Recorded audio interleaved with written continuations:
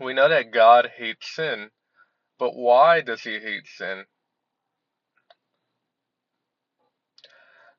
Being in sin puts us in a spirit of independence, away and apart from God.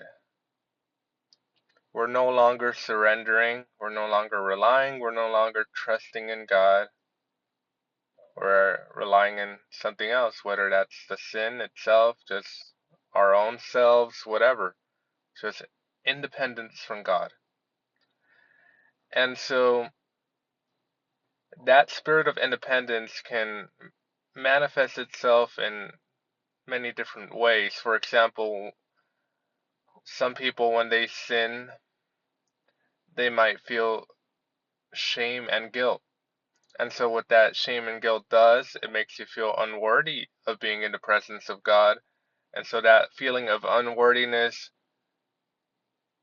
takes you away from God.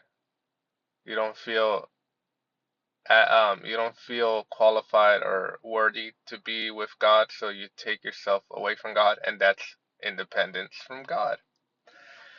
And then the other obvious reason is that when you sin, you start feeling comfortable in sin and you choose the lifestyle over a godly lifestyle.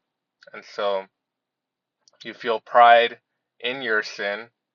And obviously, with pride, there's no humility, there's no surrender to God, there's no relying on God.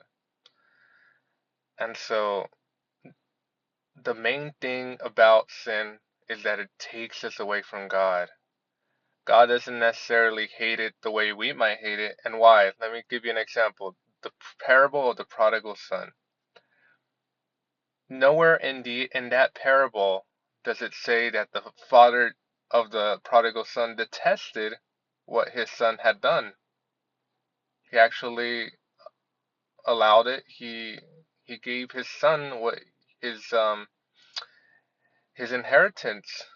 He had no problem with it. And when the son came back, the father did not condemn him. There was no judgment day, right?